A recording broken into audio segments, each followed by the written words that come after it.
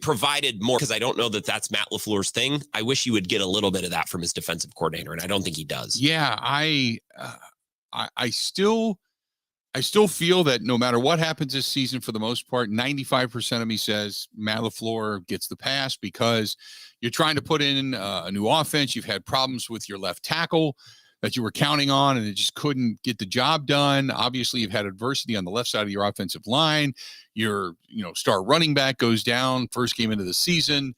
The guy that you were relying upon to spread the field and stretch the field never found his way onto the field until the fourth game of the season. You've had some injuries on defense. Guys are coming back. I get it. There's a lot of adversity here, but how much does it take to look at this and go, none of this is right. This is just all over the place.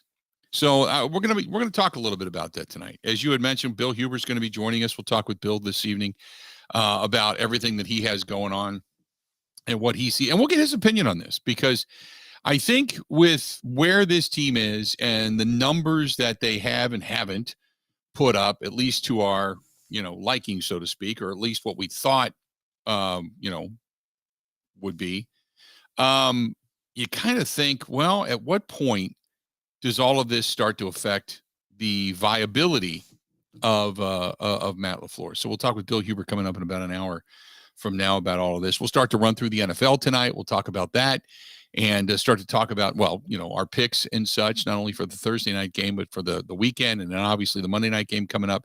And we'll get, how are we doing, by the way, when it comes to that? I'm tallying right now. We had an amazing first 2 weeks. Through 2 weeks of doing the huddle, you were batting or 64%, hitting 64% of your picks. I'm at 74%. I have not culminated the season totals yet, but we both hit 9 of 16 picks this week. Okay. So just over 50%, which you take, but it's going to bring our season average down a little bit because we started off so hot. Right. Yeah. Well, we started off like if we would have been actually betting real money, we would have been rolling in it. Which is normally how it works. It's like, oh my God, I should have made that bet. And then when you do make the bet, that's why we would have been rolling in it. So I completely agree.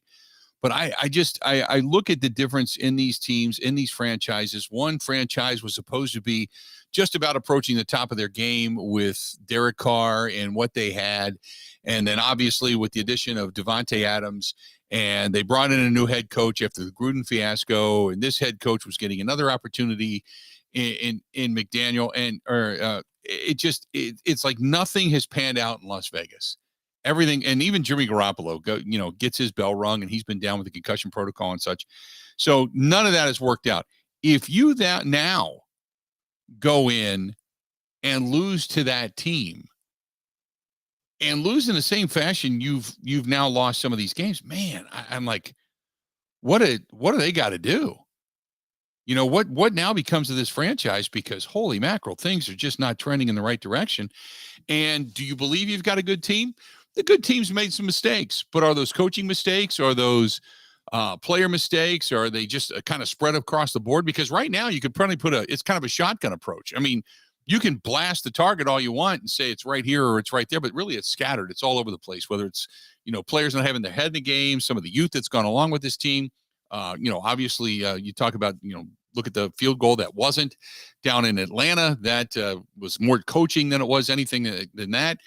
The defense hasn't lived up to their expectation or want, because they're just so incredibly bad. And is that Joe Barry? Is the guy's not in the right place at the right time? And then when they have been, they haven't made the plays. I mean, there's enough blame to go around. And sometimes when a coach starts to feel it slipping, and we've seen Matt LaFleur get testy, they start to get testy because they start to feel it kind of slipping away. Like you can't, as tight as you want to wrap your arms around the organization, the tighter you squeeze, the more everything begins to squish out from between your arms. And I kind of get the sense that this game is going to be the tipping point one way or the other for the season.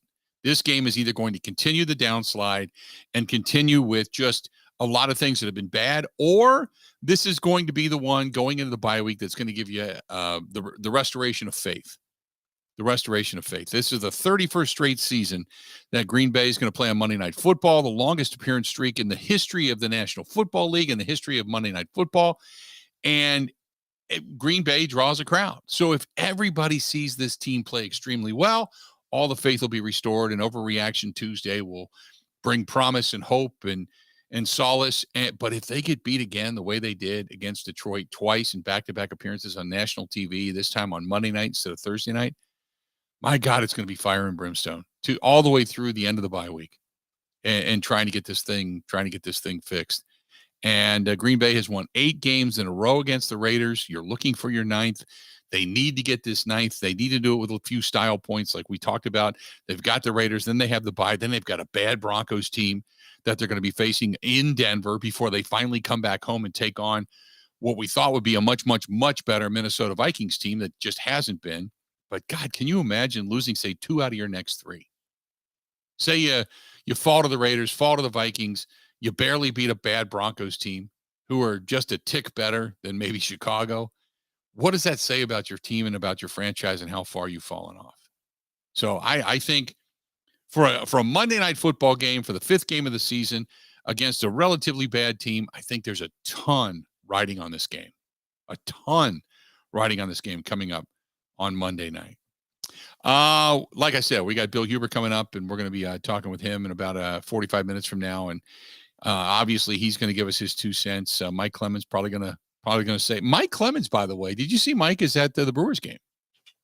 I'm surprised where isn't Mike? I'm honestly more surprised when I see there's an event and then I come to learn that Mike wasn't there. Yeah, Mike is Mike went to the Brewers game, so he's there. So I'm excited for Mike, but Mike is at the Brewers game. So we'll see if Mike indeed makes it back, but to give us a call, but we'll have to wait. So.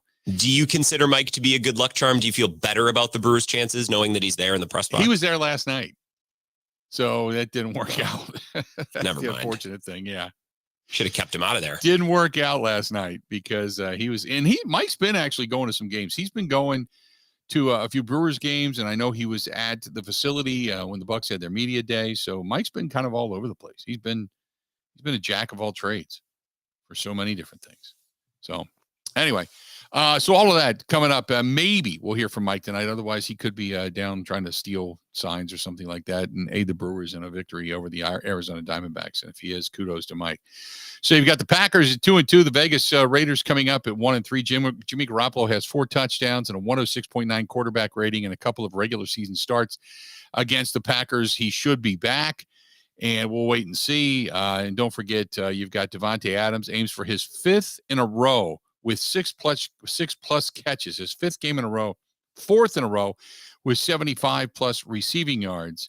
And he's been really the only solid bright spot for them for the most part. But Jimmy Garoppolo, total overall quarterback rating of 81.4 and a 68.1 completion percentage. And then you go to the other side and you look at, what the Packers have to offer, and you're like, whoa, wait a minute. The Green Bay Packers have not played stellar football. And you talk about a below 60% completion percentage for Jordan Love. And Jordan Love is right now 56.1 and averaging 6.8 yards an attempt. So for a while there, we were talking about the intermediate game and not doing a lot of checkdowns, but he's averaging 6.8 yards per attempt. 8 touchdowns, 3 picks on the season. So he's been pretty solid for the most part in that area. I mean, it still equates to, after 4 games in, that still equates to double-digit picks, but it's not going to be 25 picks. It would average out to be about 12, 13 picks on the season, which you can kind of live with. But yeah, it's the completion percentage is not good. The overall yards are not good.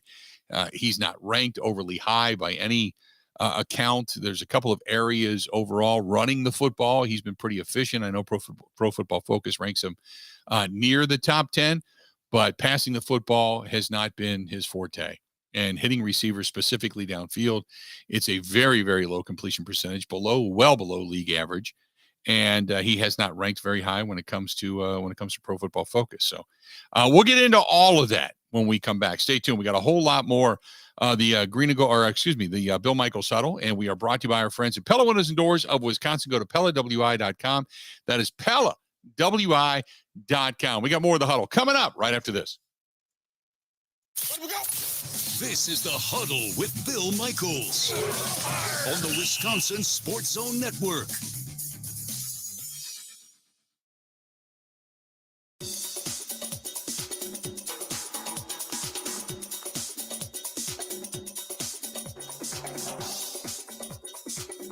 Bill Michaels will resume in 3 minutes.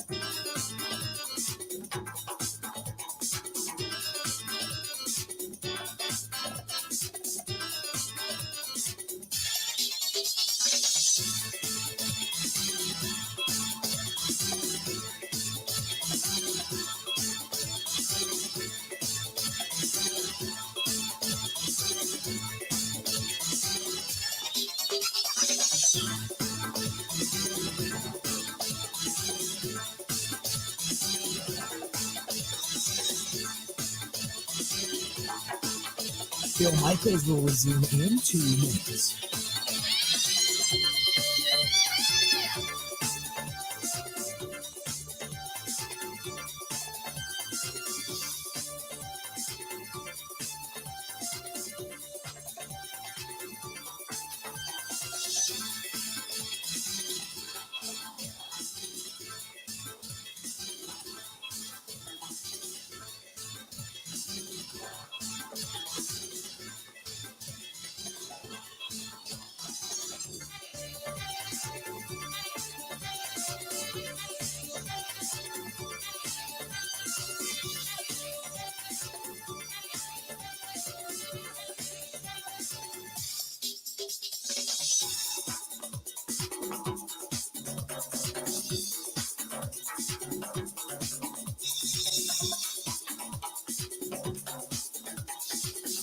Bill Michaels will resume in 1 minute.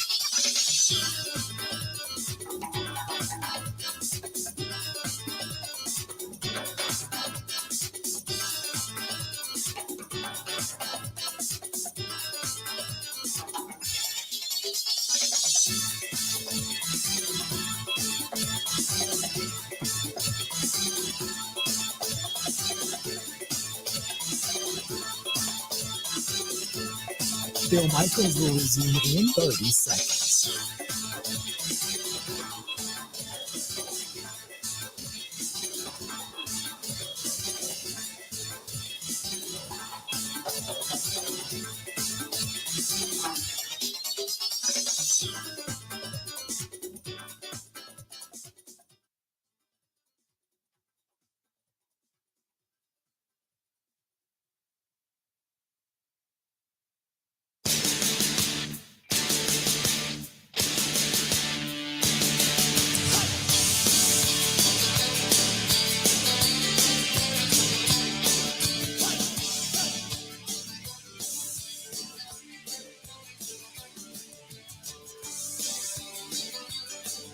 Got to say thanks to our friends at Quick Trip. Don't forget to stop in. Maybe you already stopped into Quick Trip tonight. You were heading into the Brewers game. Do a little tailgating.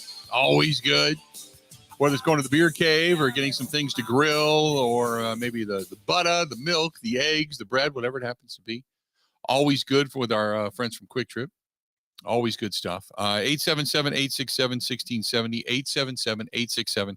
877-867-1670. If you want to give us a shout, please feel free. Go ahead and do so. Again, 877-867-1670. And for all of you maybe that are trying to figure out where we are on your radio dial, if you got the Brewers instead, I know a lot of attention to Brewers baseball tonight. But you can always find us over on YouTube. Go to youtube.com/Bill Michaels Show. But you can always listen on the app, WOZN, The Zone Madison. The Zone Madison. Dennis and Matthew and Jeremy and everybody. Good stuff. Good to see you on board tonight. Jeremy said if the Packers don't get the run game going, then it won't happen. Raiders are 32nd in rush. On the flip side, Tay is going to torch our zone coverage, which, again, depending on who's throwing him the football, we'll have to wait and see. But Davante Adams, very familiar with, obviously, the Green Bay Packers, the organization. Things have changed somewhat. But I would assume you're going to see Jair matched up on Davante Adams. And Davante's one of the best. He's one of the best. He's not the fastest. He doesn't jump the highest. He's not the strongest. But he has got incredible technique and gets off of the line of scrimmage about as well as anybody. Gets open almost immediately. So I'm excited to see Davante play against this team, but I'm also excited to see how they handle Davante. Quite honest with you.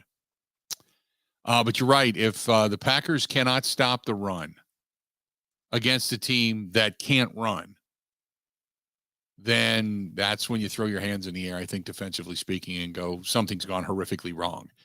And if Brian Gutekunst firmly believes that he has the talent on the field, then it has got to be the placement of these guys with Joe Barry.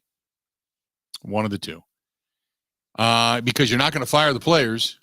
Somebody's going to go. But will they do it in the middle of the season? I would say most likely not. It would take a horrific performance for that to happen. I know there's a lot of people that were asking me about that earlier today on the live stream. And no, it would take a monumental task of nothingness for this team to say we're going to get rid of a coordinator mid-season. It just doesn't happen. Doesn't happen. Steve says, hey guys, what do you think if the Packers win this game by blowing out the Raiders?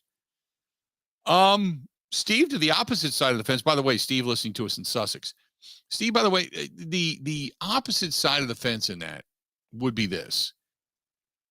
On one hand, it would be great because it would mean that you did what you were supposed to do. You took advantage of a team that's on the downtrodden. You executed extremely well in so many different facets. And I don't want to say that's your job, but that's kind of your job to beat a bad or less or weaker team. That's what you do. If they beat them bad, now if you're talking like 42-6 or something like that, and everything is dominant, I will be excited about the win because this team will show a lot of fight, a lot of comeback, a lot of ability, and some of the talent just flat out was better than the talent than what they have in Las Vegas. But I'm not going to go crazy. It's not like you just beat the 49ers. You know what I mean? But it would give them inside that locker room and us a load of confidence. And it would give them 2 more weeks to be able to continue to self-scout and then prepare for Denver and prepare for the Vikings and such after the fact. It would be a huge boost to everybody. You go to 3-2 on the season. You'd still be in the hunt in some case, albeit you're already behind the 8 ball because you have one less win than Detroit does, and they own a tiebreaker, so technically you're 2 games behind them. But you're going to see them again, you know that. So it would be good. It would be good in a lot of ways, you know. I would feel good about it. Jeremy says this is the type of game that reinforces coaches' confidences in Joe Barry. He gets 3 games a year. Yeah, that's about it. It would just say, hey, the defense played well, and it would be one of those games. Now, again, I'm not going to say that anybody's going to get canned over this. Not going to happen. It's just not something they do unless it is just horrifically bad. The only way that happens, and I'll tell you this. Hey guys from Connecticut, Skylar and Tim watching the program. I will say this. The only way that happens is if Brian Gutekunst and Mark Murphy go to Matt LaFleur and say, we're sorry, this guy's done. You got to go tell him or we'll tell him, but he's done.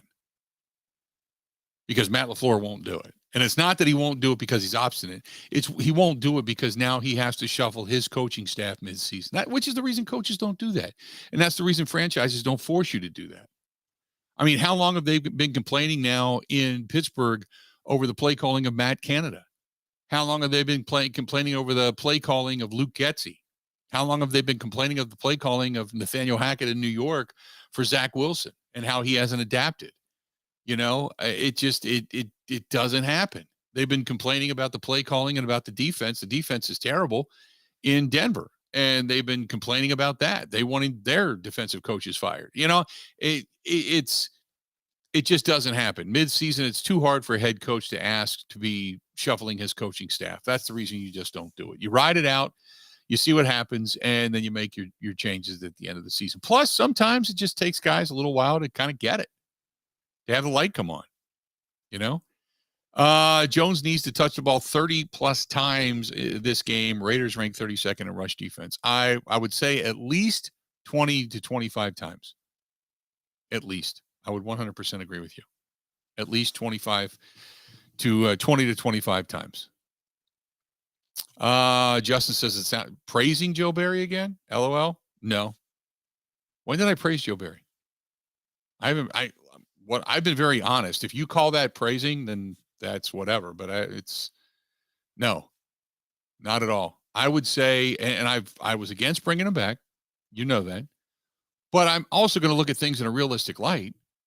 This team had players in the right position to make plays, and they didn't make plays. That's on the players. And philosophically speaking, when statistically you start to look at the numbers and you say you're one of the worst against the run, you're 30th in the league against the run, you're 11th against the pass, but overall, when it comes to points per game right now, you're 20th. That's not going to cut it. You need to be a top 10, top 5 defense. And that's not going to happen. Simple as that. No praise there for Joe Barry. Those are just facts. BJ, greetings from Syracuse, New York. Hope to meet you in November for the Rams game. Perfect. BJ, looking forward to it, man. Looking forward to it. All right, we're going to step back. We're going to take a quick break. We're going to come back. We got a lot more to get to. Don't forget, coming up after the top of the hour, Bill Huber of Sports Illustrated covers the Packers on the regular. He is going to join us. We'll talk with him about this team and about some of the things we are discussing. And in addition to that, how big of a game this actually is. I think this is a bigger game than it just appears as a Monday night game on the docket. I think it's a big game for a lot of different reasons. This portion of the program brought to you by our friends at Kunes, Kunes, KunesRV.com. That is KunesRV.com, Wisconsin's fastest growing and now voted by you best RV dealership in the state of Wisconsin. Locations everywhere. Go to KunesRV.com. And if you're looking for winterization, if you're looking for storage, all that kind of stuff's up for grabs right now at many of their different locations. Go to Kunes, Kunes, KunesRV.com. This is the Huddle with Bill Michaels on the Wisconsin Sports Zone Network.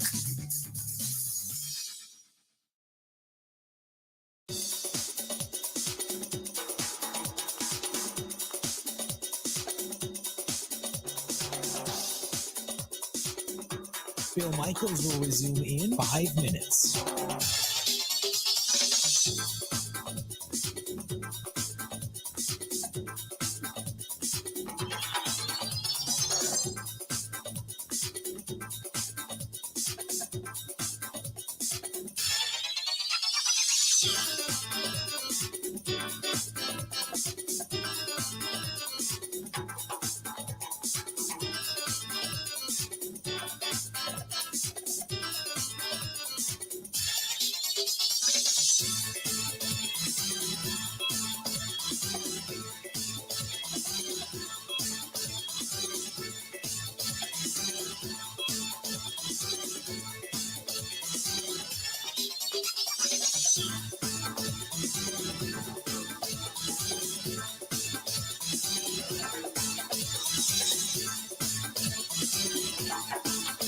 Bill Michaels will resume in 4 minutes.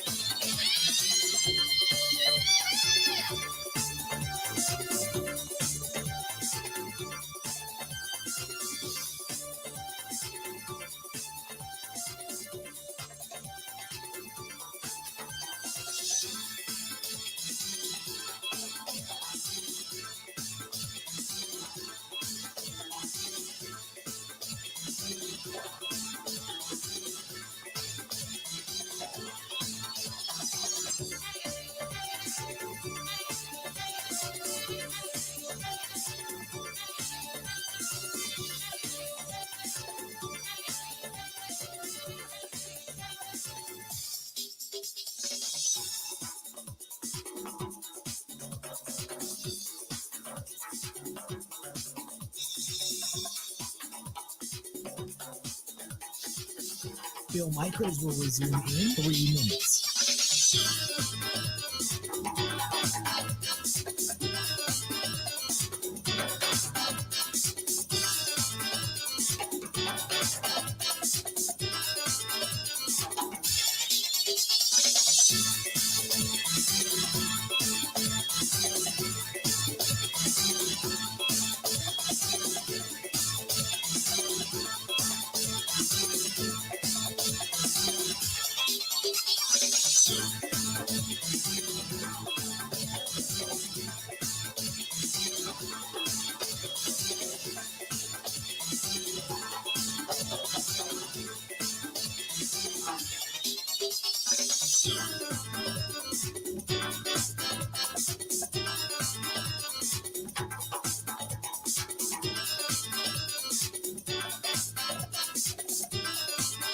Bill Michaels will resume in 2 minutes.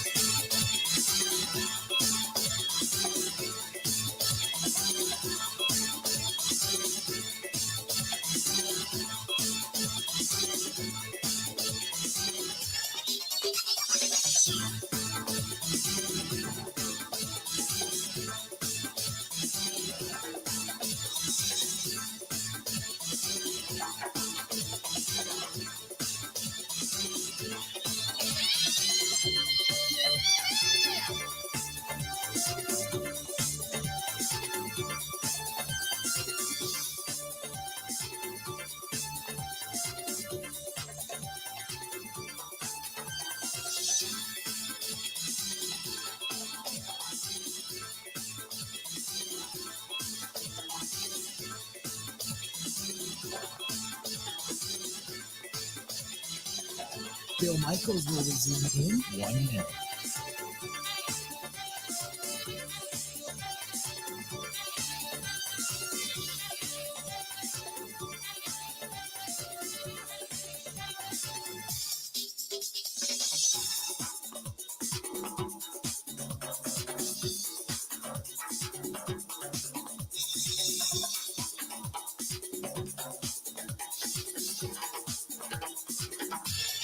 Bill Michaels will resume in 30 seconds.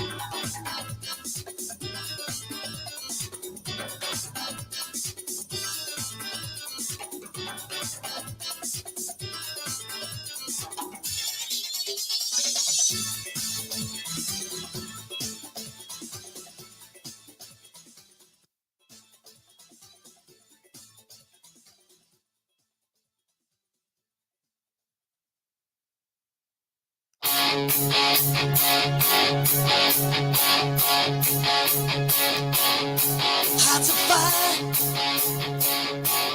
streets of stone,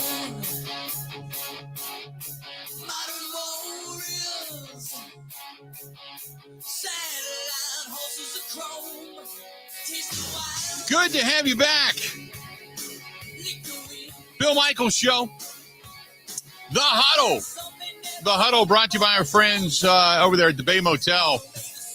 Bay Motel in Green Bay, quiet, cozy, comfortable, just a mile from Lambeau Field. Perfect for a family stay.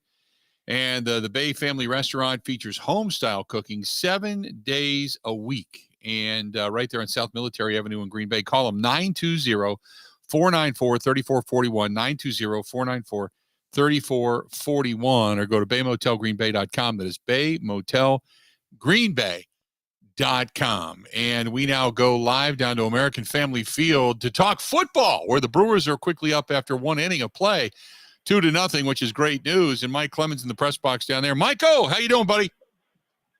Pretty good. Willie Adames just hit one in the outfield and drove in a run. So the side retired, though. It's the end of the first, and Brewers are up 2-0 over the Diamondbacks. I always want to do baseball play-by-play with you. Here we are. There you go. That's it, man. You felt like a natural right there. That was great. You and Uke, man. You guys got it. I've been doing this so long. I remember covering football games here at this field, at County Stadium. Right.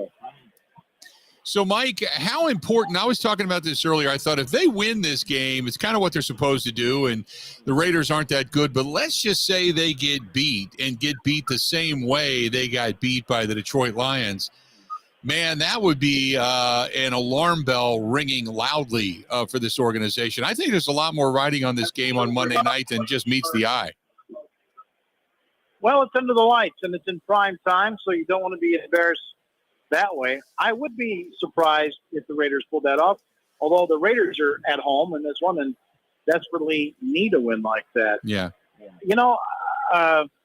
So you're wrapping up the first quarter of the season, and overall, my observation of this team is, the president of the team, Mark Murphy, said during an interview at the start of training camp, when will you know that Jordan Love is going to be okay, that he's actually that you did draft a potential starter? And what did Mark say? About 8 weeks, about 8 games or so, right?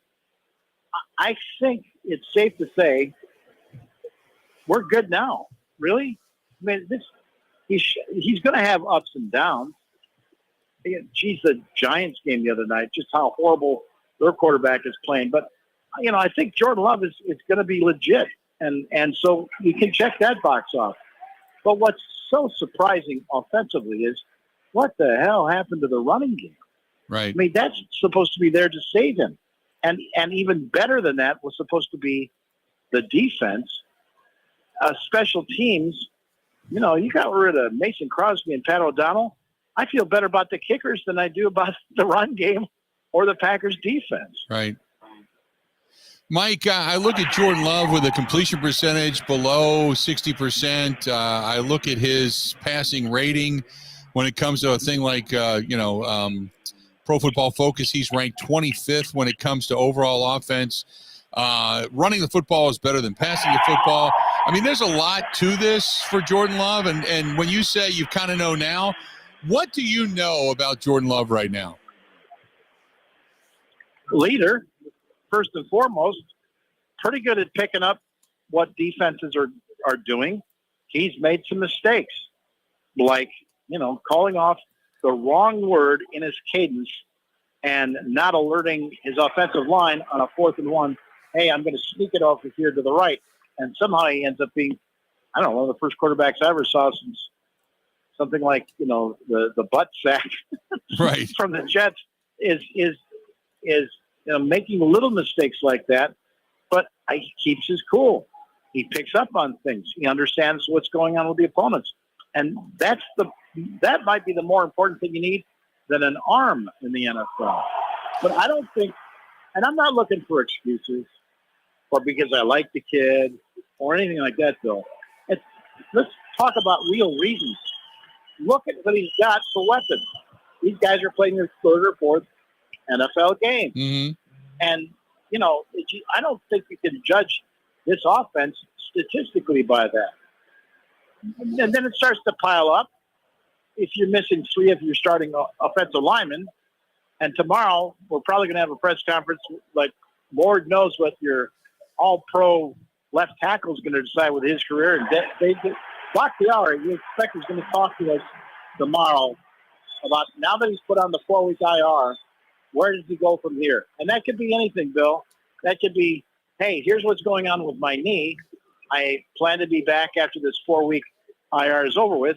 It could be, they're telling me they're not sure if I can get back this year. I might need another procedure, so I'll take off this year and see what happens. Or this would be the last thing. Is the guy going to just say, it's time to retire? I mean, my knee just simply won't work and it's not worth it anymore. But right. That's the stuff that LaFleur is dealing with right now. And I don't think LaFleur did a very good job with Bakhtiari, with the media, in 2 instances. When after the Falcons game, you got Dave's older brother tweeting out, take that, NFL. Like they're joking around that perhaps he stayed out of the Falcons game because it was going to be on turf where that had nothing to do with it. But they started that silliness. And then this week for LaFleur to be said, okay, since we talked to you last, you put your left tackle on IR. What's next? I'll let Dave handle that. And that may be all that it is. But it's just sort of the way he says these things. that makes you think there's more gravity to it. So that's why we're curious where that's going to go. Yeah, and when he said that, it was like very cryptic. It's like, well, if you just say, well, we're going to give it, there's so many things you can say. You can say we're going to take a look at it after 4 weeks. There's always an opportunity for him to come back. There's a possibility. We want him back. I mean, on and on and on. And instead he just says, well, we'll let Dave talk about that. Which is weird. How many second and third opinions does David Bakhtiari need? But like I say, I mean, he was very open and honest in an off-season interview about a year and a half ago where he talked about what he was going to trying to get back on the field with draining fluid, with inflammation. Then about 2 weeks ago, he was very honest to say it's more than that. We're talking about unbelievable pain and the leg actually locking up on him, locking up his left leg, his outside leg that he uses in pass protection. And at that point, I don't know if another surgery, another year will ever get him back, but maybe he'll reveal that to us in the next day or two is what's really going on with him this season.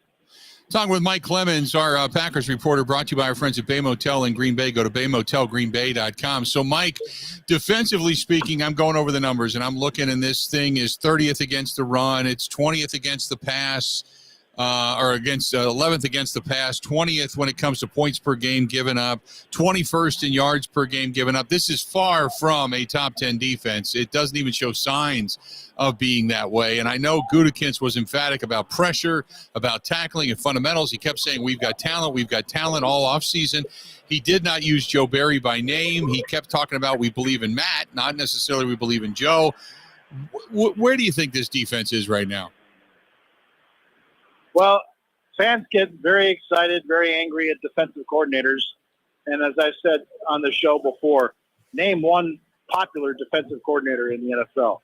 There are not many. It's not a popular decision. And Green Bay keeps winning their division year after year after year. But, no one was everyone was holding the door open for Tom Capers to usher him out. And then Mike Pettin came in, and they looked good for a year or two, and that changed. And, my take on right now of defensive coordinator for the Green Bay Packers is that Joe Barry is a smart coach. Joe Barry designs defenses as the stats go. Joe Barry he'll say himself, I'm a very positive person. And he really is. And he's a fine guy. But at some point, you got to be an ass. Right. At some point, you have to. You're not a popularity contest, man. You have to find triggers to tick people off and want to make them go on the field and hurt somebody. And sometimes you get a balance on that defense financially, where they're getting to the point where they're banking the money, and maybe they're not playing for the contract or for the guy next to them, or sacrificing their bodies. If you're a football coach, you're asking these men to go out and sacrifice your body today. And I don't know what's going on motivationally, because I sure don't hear about it. I don't hear about it. And that we're right back to where we were before. All this talk. Well, what do you think you'll do differently with the defense this year? We are committed. We're going to tackle. We're going to play rougher. We're going to come out faster. And you know what? I could play the same stuff from June and July of the last 3 years. Right. And it doesn't ever seem to come to fruition. And so there has to be some kind of I know it sounds cliche, but there's got to be some kind of a higher level of motivation. And to me, I don't know if I see that within the ranks of the guys that are actually on the field playing defense, except for Rashawn. But, Rashawn's a different kind of cat. He's a guy that just has this incredible energy and takes care of his own business. But, he's not Reggie White. Yeah. He's not one of those. He's not Charles Woodson. And they still don't really seem to have a voice. And at the end of the day, that's got to come from, I think, the defensive coordinator. But I was just looking at Mike Pettin. They interviewed him for the defensive coordinator job up in Minnesota. They passed on him. They brought in Brian Flores. Why? Because they think he's a better motivator.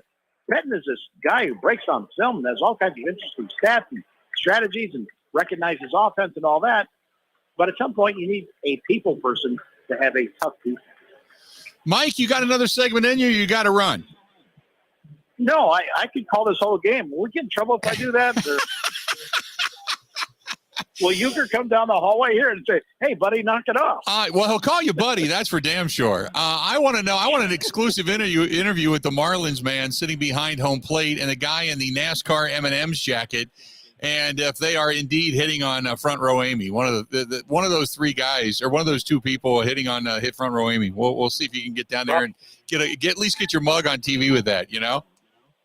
Right. I don't know how they got past security, but whatever. There's an empty seat next to the Marlin man, Mike. I think that's got you written all over. Let's do this. Hang on. We'll come back. Mike Clemens brought to you by our friends over there at the Bay Motel, Green Bay. Bay Motel, quiet, cozy, comfortable, right up there in Green Bay. Call them or get a hold of them at baymotelgreenbay.com, 920-494-3441. Stay tuned. We got a lot more of the Green and Gold postgame show. Or excuse me, the Bill Michaels Huddle coming up right after this. This is the Huddle with Bill Michaels on the Wisconsin Sports Zone Network.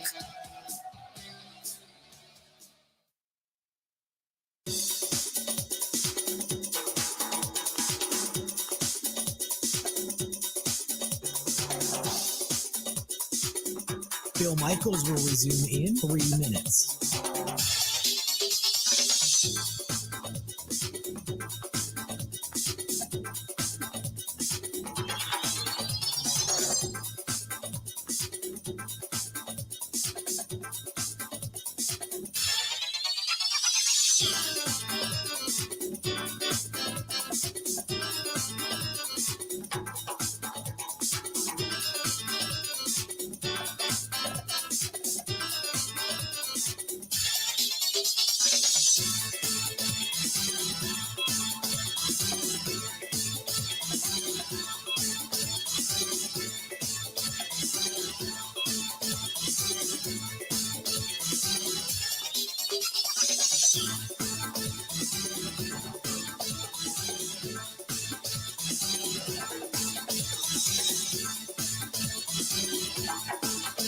Bill Michaels will resume in 2 minutes.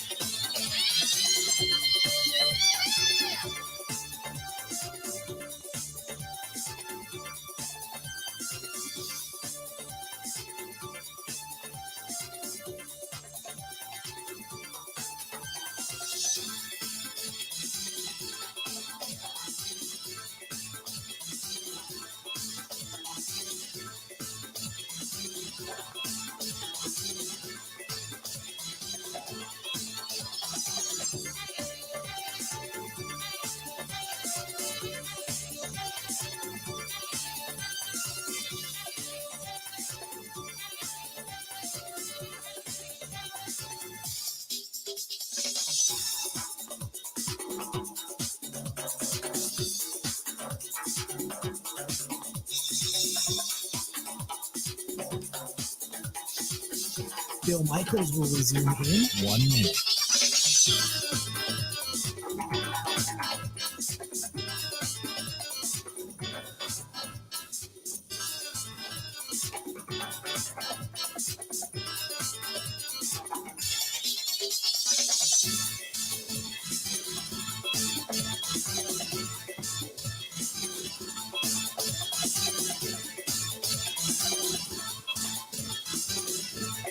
Bill Michaels will resume in 30 seconds.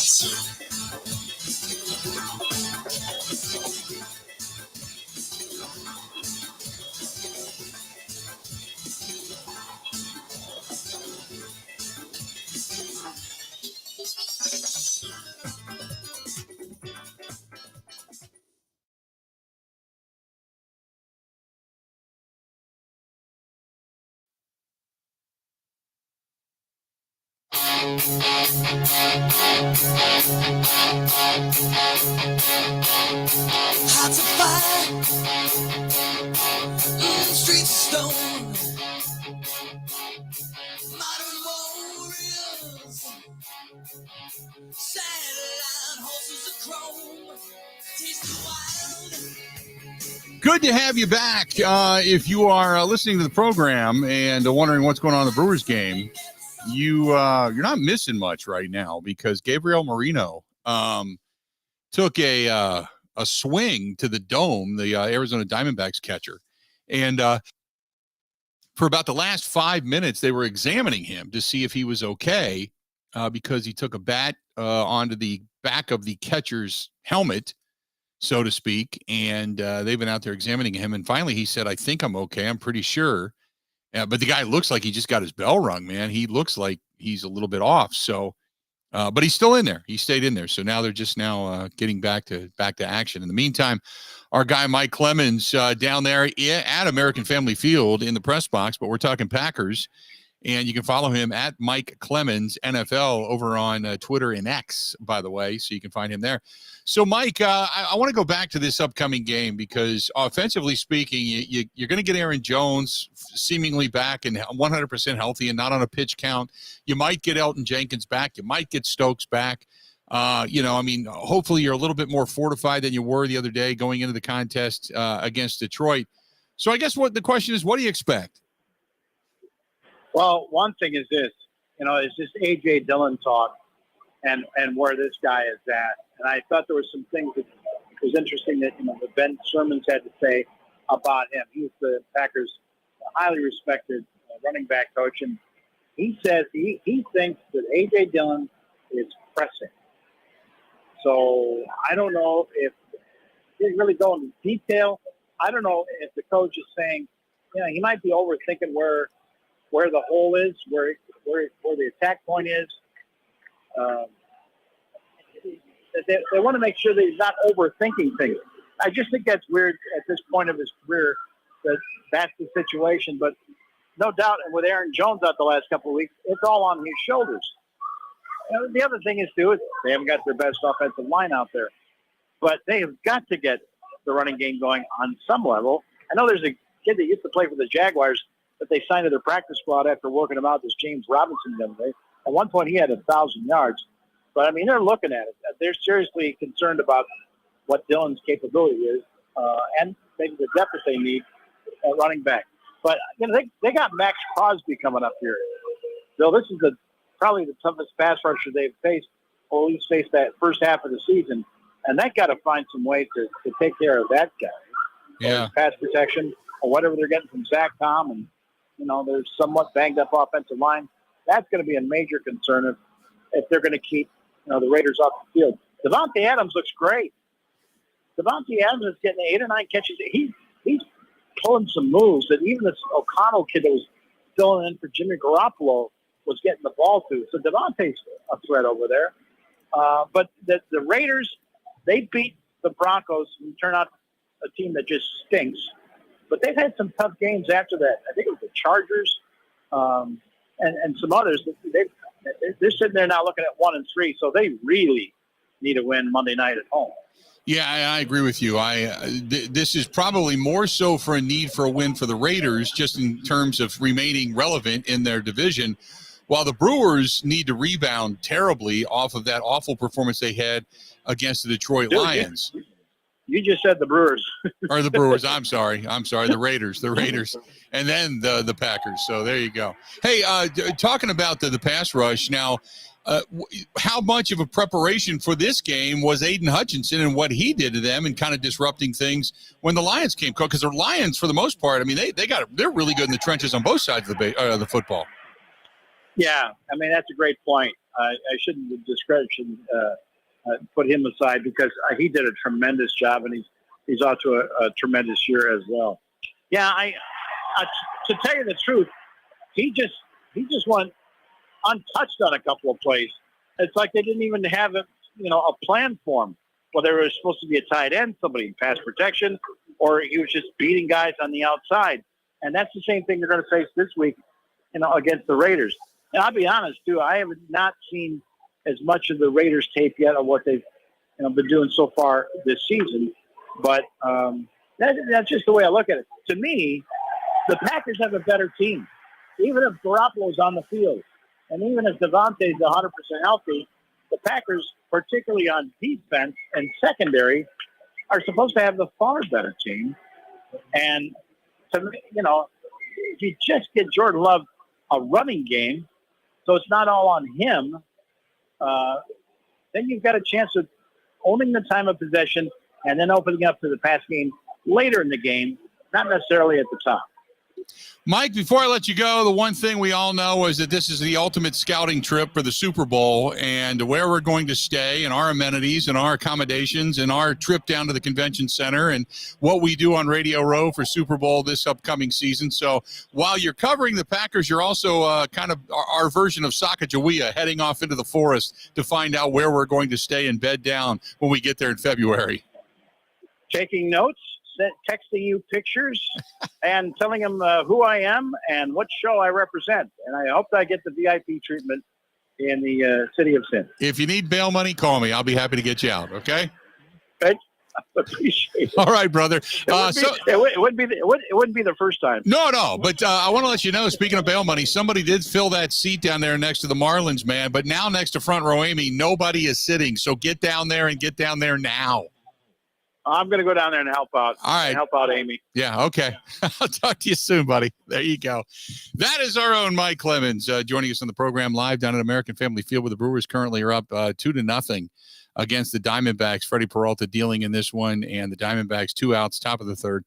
And we'll continue to let you know how that game goes as we continue on. Bill Huber from Sports Illustrated going to join us coming up after the top of the hour. We'll talk more about all these things that we were discussing, about where this team is at injury-wise, about what he sees they need this Monday night against a relatively bad Raiders team. Who needs it more? We can get into all of that discussion, but more so, what needs to happen? What does he see out of Jordan Love? Because like Mike said, it would take 7-8 games for Mark Murphy to make a determination. And Mike says, I don't really feel that. I feel like we know a lot about Jordan Love right now. So you can talk about the completion percentage being on Jordan Love. You can talk about it being on the young receivers and the young weapons that they have. Where is this team right now? And then offensively speaking, when it comes to the offensive line, the shakeup there, and defensively, what is he looking for? So Bill Huber from Sports Illustrated going to join us coming up after the top of the hour.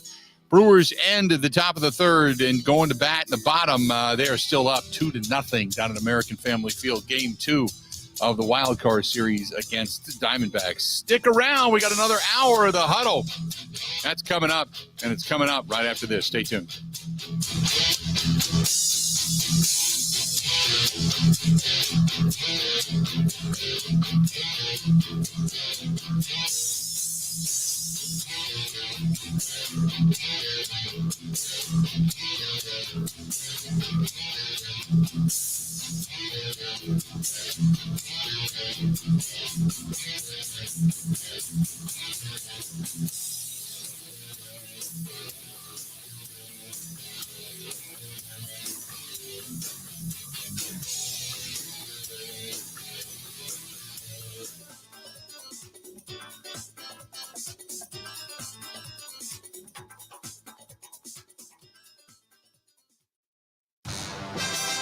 All right, Team Pella, listen up. Thanks, John Kuhn.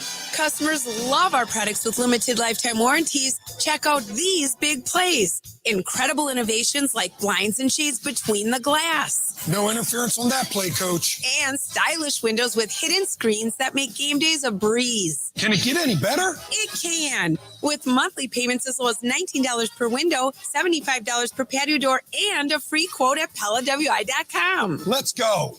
Whether you're looking to replace older damaged windows and doors or just wanting to revamp the look of your home, Pella offers a wide range of styles and materials to match your home's unique design. Hurry! Take advantage of monthly payments as low as $19 per window and $75 per patio door at Pella Windows and Doors of Wisconsin. Get your free quote today at PellaWI.com. 6.99 APR for 120 months. Certain restrictions apply. See showroom for details. Offers on 10/31/2023. If you came across someone struggling with hunger, how would you recognize them? By their clothes, their age, the way they speak? Would you notice an 8-year-old girl who's not excited for summer break because she may not be having lunch again until September?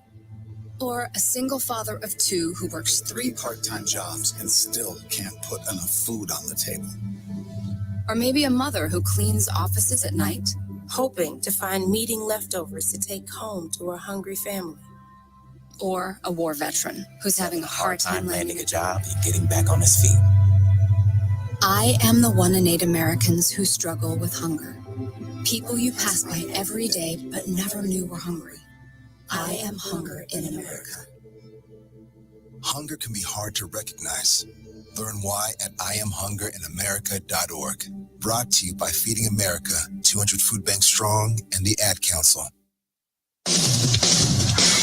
Are you ready for some football? He talks green and gold. 158, go! This is the Huddle with Bill Michaels. Good day. Hour number 2 of the Bill Michaels Huddle. We're enjoying our evening, at least as of right now. If you're a Brewers fan, Brewers up 2-0 going into the bottom of the third thus far. The Diamondbacks, after Moreno got hit in the back of the head, their catcher, with a backswing, he ended up leaving the ball game, so they now have a new catcher in there. But that being said, we are now going to continue to talk and discuss the Green Bay Packers coming up on Monday night out in Las Vegas. Doing that, Bill Huber at Bill Huber NFL over on Twitter, covers the Packers for Sports Illustrated, joining us now on the hotline. Bill, how you doing? I'm great. How about you, Bill? I'm doing good. First of all, I want to know, in your eyes, how important is this game coming up on Monday night? Yeah, it's huge, right? I mean, gosh, you can't lose this game. The Raiders they're not good. Road games are hard, but this is certainly a winnable game, right? I mean, the Raiders are 1-3. Their only win came against a dreadful Denver team.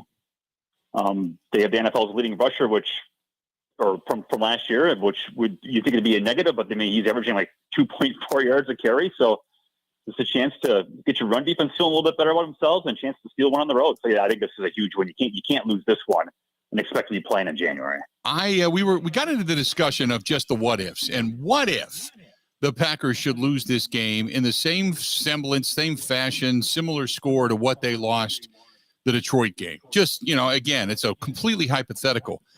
What detriment does that do to this team and or to the coaching staff? Well, that's a good question. I haven't considered that one. It puts everybody on the hot seat. The GM stuck his neck out for the quarterback. It's up to the coaching staff to get that quarterback to be a winner. And look, I know it's more complicated than the Jordan Love, but right, this is the NFL, and quarterbacks are, if you have a quarterback, you win. If you don't, you lose. They have this guy here because they have faith that he is the next, at least worthy quarterback. I don't want to say a great quarterback, but at least he's good enough. If they lose this game, I think it puts the coaching staff on alert here a bit, I would say.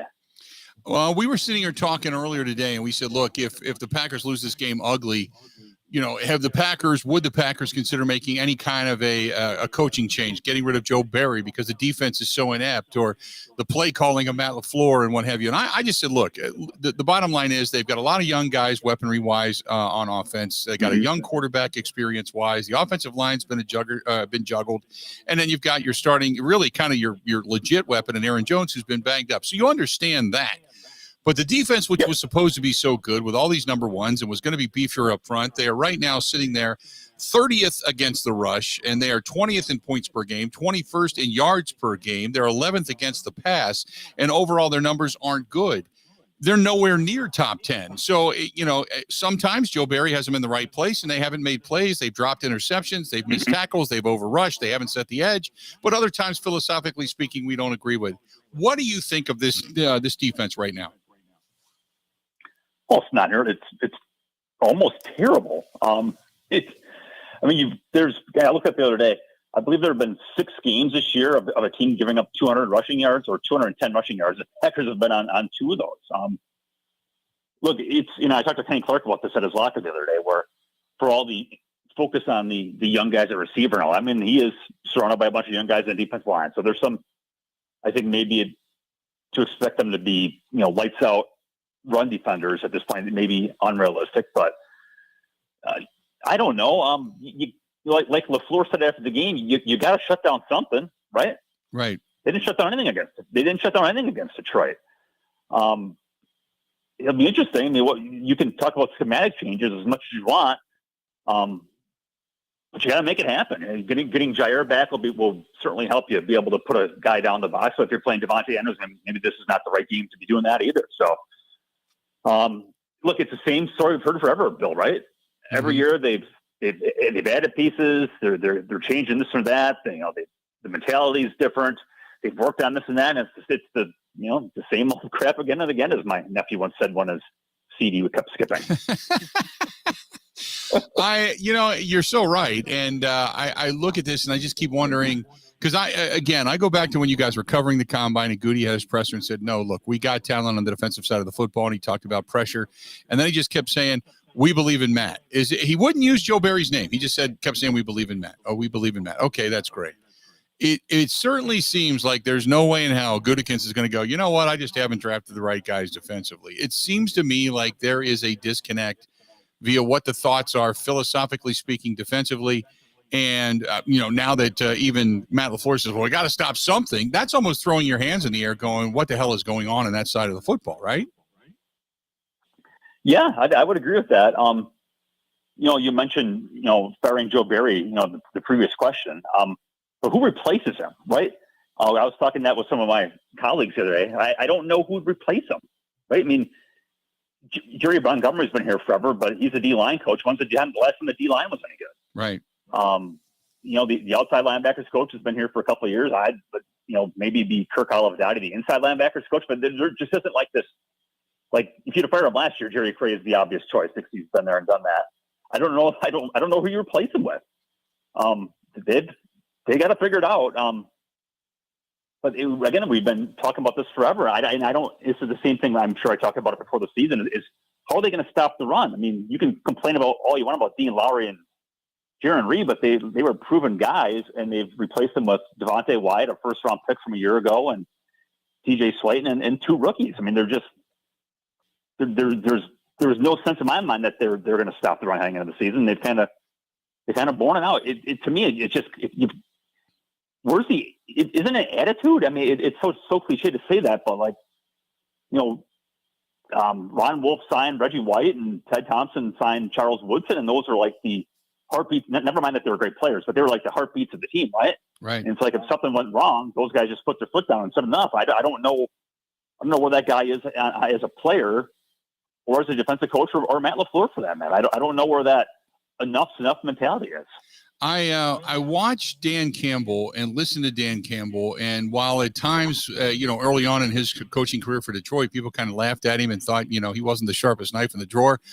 But damn, his team has taken on his bravado, his mentality of we're going to bite your kneecaps until you can't stand up anymore. Even if you beat us up, we're going to be the ones standing by the end of the day, and they become the tough guys almost of this division. I don't know if that plays in every locker room. I don't even think it does. But, is there a time that you say, we've got to change? We've got to, this can't go on. And I'm not saying now, because I said today on the show, 95% of me says there's no way in hell, unless it looks like the team is completely lost, that Joe Barry or Matt LaFleur or anybody ever goes away. But if this team starts losing ball games, say they lose 2 out of the next 3, one of them to say Oakland, they lose one to the Miami or the Minnesota Vikings, but yet they beat Denver, it's still not a great time. It still doesn't look good. The numbers aren't getting any better. You're trending in the wrong direction. I mean, I think at that point you're in fear of maybe losing the team because they feel that they've lost the season, Yeah, I don't know. There's the thing about having such a young team is, I mean, they're all playing for themselves, and I don't mean that in a bad way, right? They're all those guys are playing for jobs, right? Just because there's not. So I don't know. Maybe, but I don't know how true that is or not true. I'm not disagreeing with you. I guess I don't know. But I also think LaFleur can't sink his own ship here, right? Mm-hmm. I don't think look, they gave 363 rushing yards to the Eagles last year, and they didn't make a move then. So I don't think he's going to make a move this season. It just seems unlikely to me. But LaFleur is not going to go sink on the USS Barry, right? He'll make a move when he needs to. Yeah. If it's this year now, I would be surprised. But if this stuff continues, there'll be a different guy here in 2024. Probably decent, but it's a whole different coaching staff, or at least close on that side of the ball. Here is my other thought coming into this game. Going back over the last couple of games, it has been alarming how many bad quarters of football this team has played. Out of the last 8 quarters specifically, They really, if you want to go back to the fourth quarter of the Atlanta game, 9 quarters, they have played about 6.5, 7.5 quarters of really bad, atrocious, embarrassing football. That's got to be an alarm bell, doesn't it? Yeah, I don't know. Certainly, it's not. Certainly, it's not ideal. Again, I think offensively, this is kind of what you thought, and then you throw and you lose your left tackle and you lose your left guard. I had a very smart offensive line coach tell me once upon a time that you can get by with one bad offensive lineman, but you can't get by with more than that. So to have a whole new left side where you lose your Pro Bowl or an All Pro and you have backups, and that's tough. So you got plus your right tackle's banged up too. So that's the strength of the offense. And when they're banged up, then where do you turn? So I guess the stuff on offense that they've played in fifth and starts probably isn't super surprising. Let's get a reasonable offensive line out there, and with Aaron Jones for 40 snaps a game and Christian Watson for 50 snaps a game, and see what you got. And the defense is what's the problem. And heck, the special teams are too, for that matter. But the offense, I think, is probably what we kind of all expected. Talking with Bill Huber of SI, and in that sense, we're also covering the Green Bay Packers getting ready for Monday night against the Las Vegas Raiders. It's going to take me a while to get out of the Oakland phase of that. However, I do believe that the Raiders are desperate. They are a team that, we all know that has Devontae Adams, who is trying to make a name for himself outside of Aaron Rodgers and Derek Carr and company, and he's had a pretty good season thus far. But even he has talked about, his unhappiness. I can't imagine that team is extremely content right now. This is also one of those games where if the Packers go in and blow them out, I don't know. It's a good win because you feel like you put the train back on the tracks at least. But it also then could ignite what we've seen in the past where the bomb goes off in another organization and guys went out, coaches get fired. Josh McDaniels is awful anyway. We all know that. But this is an important game in a lot of different levels for a lot of different reasons to both teams. Yeah, I don't. McDaniels he won 5 games here, and 5 and 17. I want to say some of them. That's just terrible when you spent on the quarterback, which is probably not the greatest move ever either. But when you got Devontae Adams and Josh Jacobs, you got enough star power. You need to do better than that. But yeah, Green Bay just needs to. They need to win this game. They need to feel better that Jordan Love has played a couple so games in a row that you're feeling back to there. You just got to win. I don't know. I'm just kind of talking in circles here. Yeah. You got to win this. That's a great question. You can't pull the 2 and 3. No, that's a great question and a great point because Jordan Love, you would assume he's getting better. Here's the thing: he played really well against Chicago. He played good in the second half, decently against Atlanta, great in the fourth quarter comeback against the Saints, and showed a lot of moxie against the Lions, but it hasn't been stellar. As a matter of fact, like I allude to, it's been 6.5 bad quarters of football in the last 2 games. Is it now because teams are scheming directly for him because they know what his strengths and weaknesses are and that the downfield passing game is simply not there, so they're getting after it? Yeah, again, let's line up with your guys, right? I mean, Elton Jenkins is a difference maker, and then now you can go help Rasheed Walker at left tackle. You get Zach Tompas's injured knee at right tackle. You're feeling better there, and you get you kind of get off the rust kind of game for Watson. So let's see what they look like at full strength. I will say that Love's got to take. They got to give him some easier completions. And I'm not talking about just for a confidence perspective, but just from a down and distance perspective. I mean, I've written this twice now. His air yards per attempt are the longest in the league, and it's not even close. It's not like it's bombs away, but it's all downfield. It's like just so the ball to the running back gets 5 yards, so you're looking at 2nd and 5 rather than 2nd and 10. It is so downfield reliant. I don't know if that's the scheme or if that's just where how Jordan wants to play, or it's the new guy factor there. But they've got to give him some easier completions, so third down is easier because they are 31st on third down distance there. It's the second longest third down in the league. They had 5 3rd and 15s last week, Bill. I mean, you're never going to win the play in that way. They just got to make his life easier. Maybe it's up to him to make his life easier as far as that goes. And I would agree with you. And a lot of the pre-snap penalties and problems they've had, they've kind of been self-inflicted as well. And it's just been. Yep. I'm just looking, and I said it last week, and I'll say it again this week. I'm looking for a clean game. Just don't give me 9-10 penalties. Don't give me a bunch of false start penalties. Don't run the clock down. No delay of games, and just play a clean game. And let's see what you can do in the trenches if this team can win. And then I'll feel a little bit better if they can. Bill, always a pleasure. Well, hey, real quick, what do you expect out of Bakhtiari tomorrow? Because I know he's going to meet with the media. I don't know. He has to know in his heart of hearts that he's not playing here, right? Oh yeah.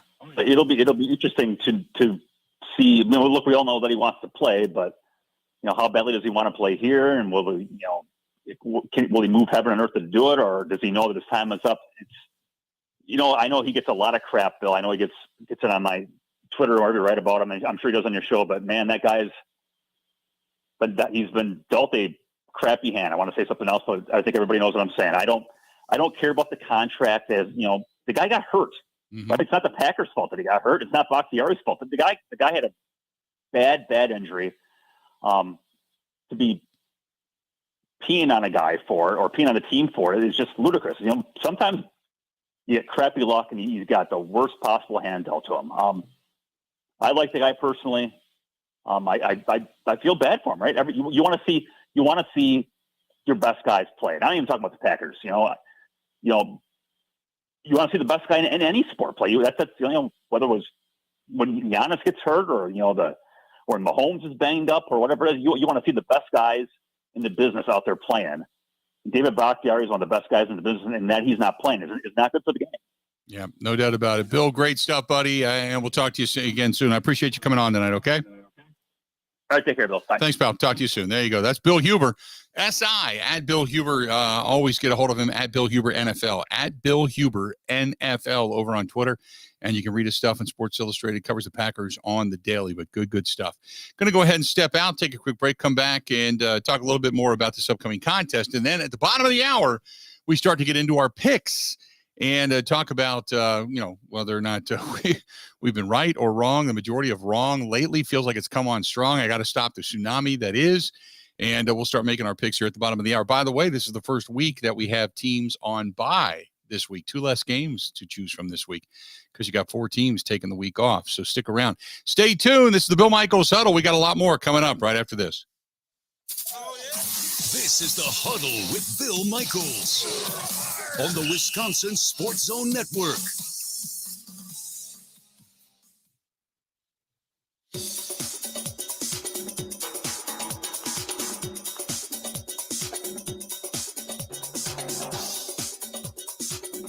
Bill Michaels will resume in 3 minutes.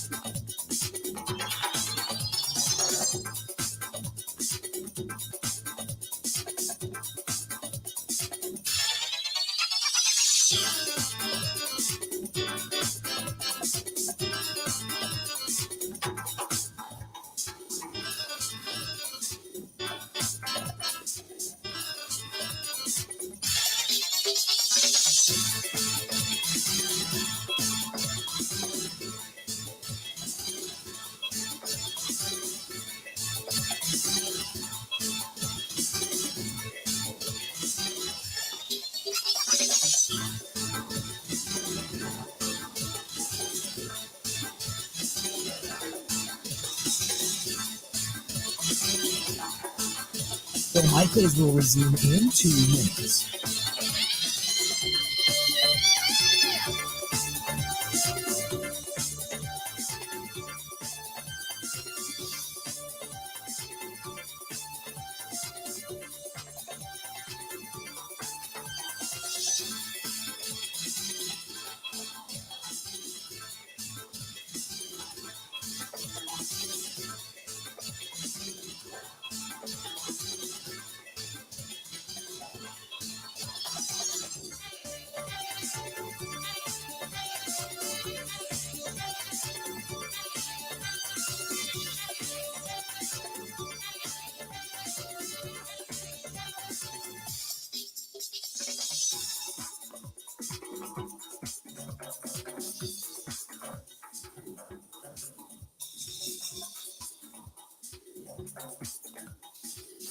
Bill Michaels will resume in 1 minute.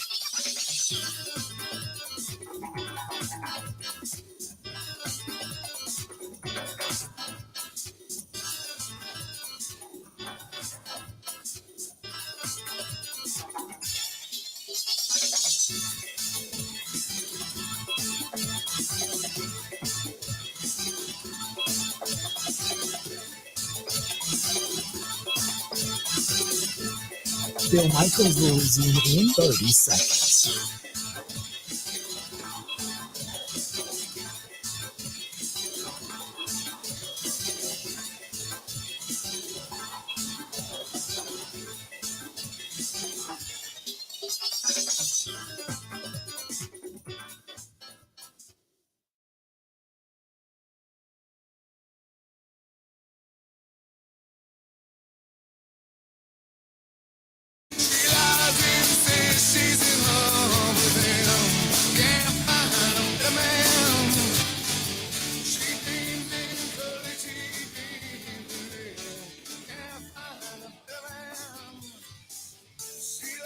Good to have you back. Bill Michaels Huddle, we continue on this Wednesday night, October 4th. Weather's starting to change. Breeze has calmed down, but the weather's a little bit cooler. Not as humid, and not going to be nearly as warm tomorrow as the temperature continues to dive going into the weekend. And by Monday night, it'll feel like fall. That's for darn sure.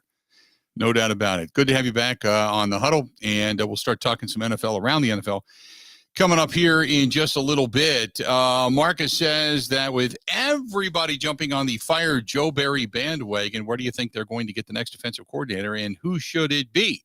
Nobody on the staff is pulling their weight right now, so why fire the guy and disrupt things mid-season? Ride it out and then clean house after the year. And that's, you know what? That's most likely, Marcus, what's going to happen, if indeed it trends in this direction. As I said at the beginning of the show, we were talking about it earlier today. When you look at the defensive numbers, we're a quarter of the way through the season already. I mean, technically almost. But they're 21st in yards per game. They're 20th in points per game. Now, they're 11th in passing yards per game, but they are 30th against the rush. 30th against the rush. They've got young guys in the defensive front. They've got, second-year guys in the linebacking position. You're bringing Rashawn Gary back off a busted-up knee.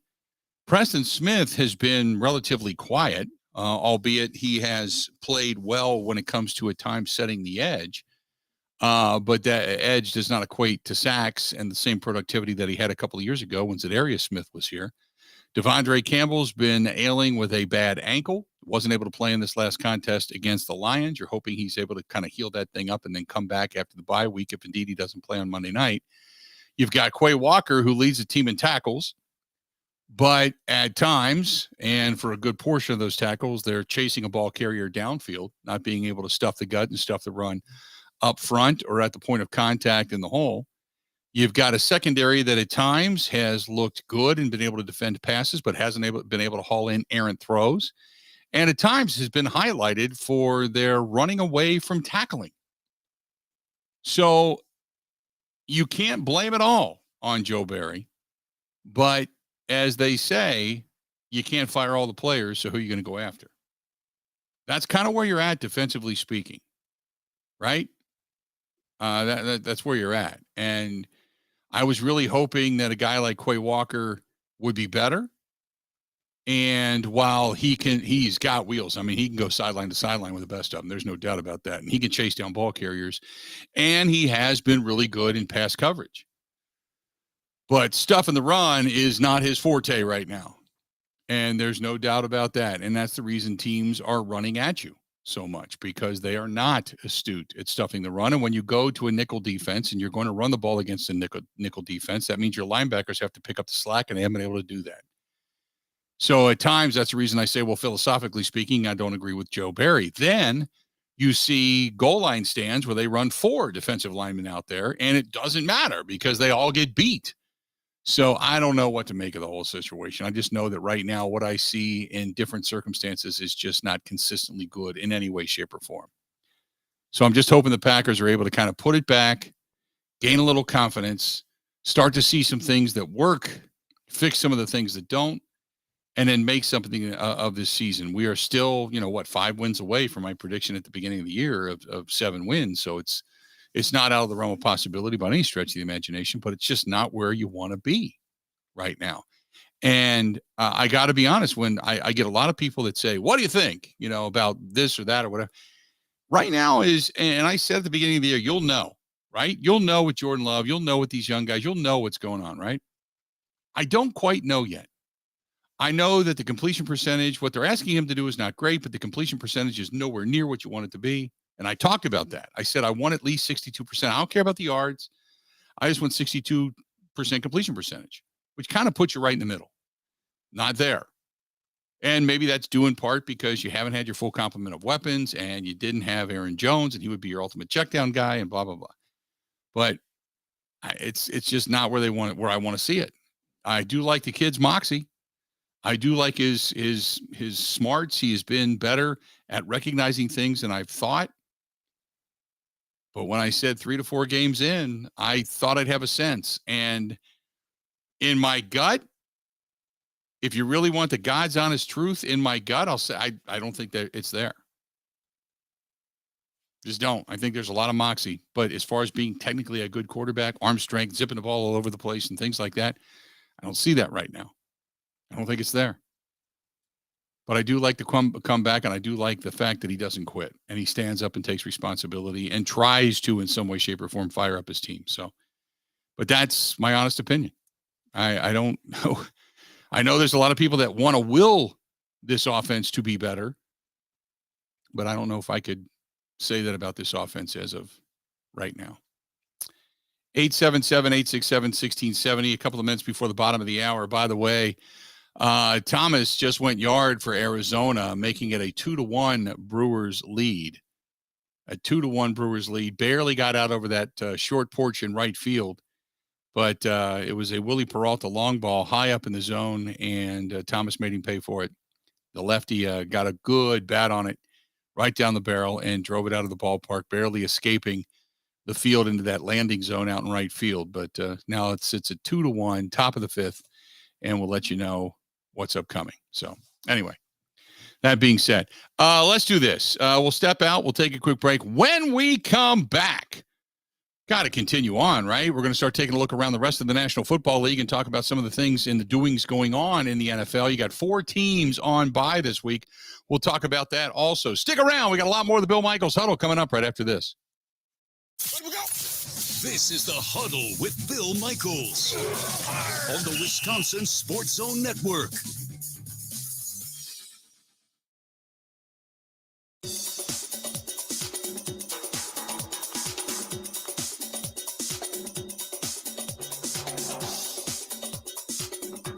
Bill Michaels will resume in 5 minutes.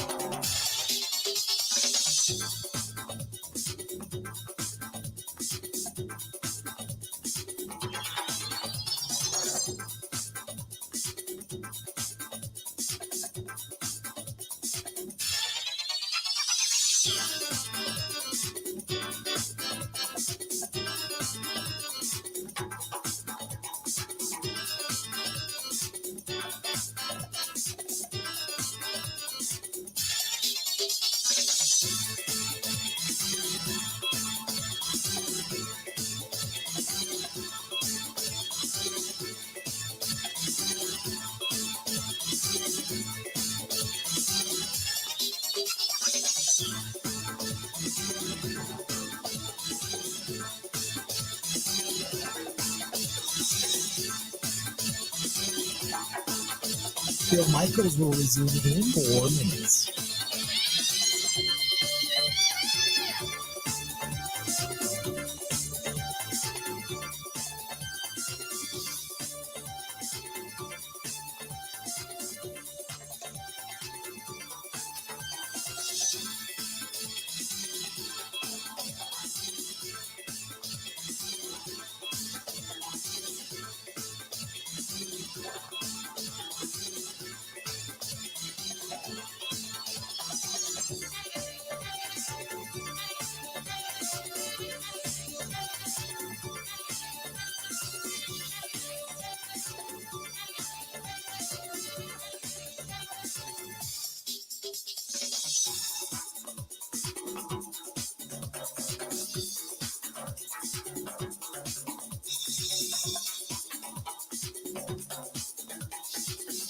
Bill Michaels will resume in 3 minutes.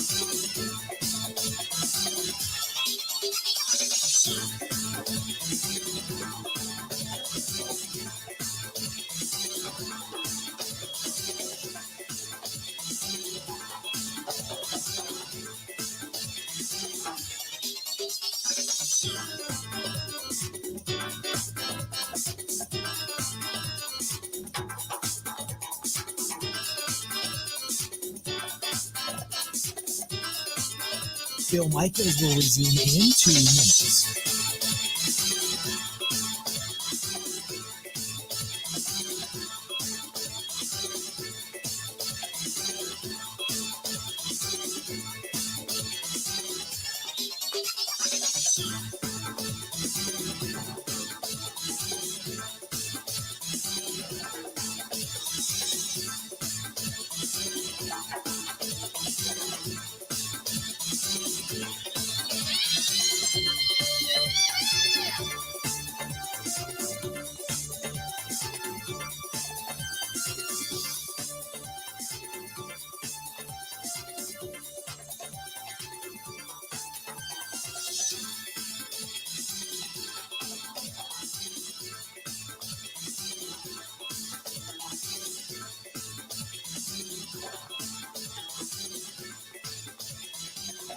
Bill Michaels will resume in 1 minute.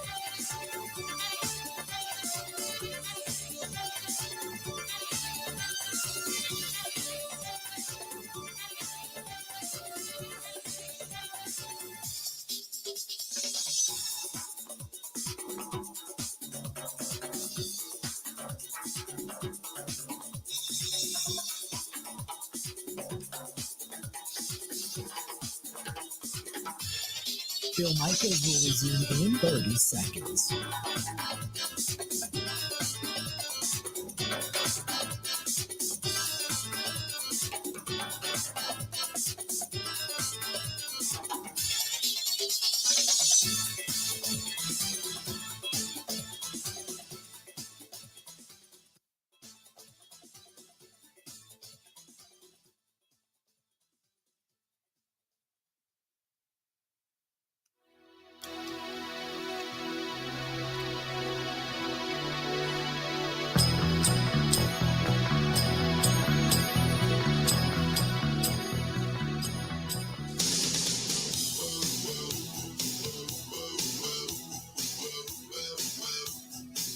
Couple of segments to go for the Bill Michaels Huddle tonight. We will be heading out on the road, I think, in a couple of weeks. So we're going to start making our stops. We'll let you know. I believe it's tomorrow. Our first one, I think. Hint, hint. We're coming to La Crosse first. So just throwing it out there. Let you know. I think we're going to be coming to La Crosse here in a couple of weeks. So get ready for that. In the meantime, time now to start taking a look around at the National Football League and making some picks. First thing to let you know is that there are 4 teams that are not going to be in action this weekend. The first weekend of byes in the NFL happened. The Browns, the Seahawks, the Chargers, and the Buccaneers. Browns 2-2, Chargers 2-2. Seahawks and Buccaneers both 3-1. All 4 of those teams will be on bye this week throughout the National Football League. So there you have it. So Grant, where does the record stand at this point right now, picking with the spreads?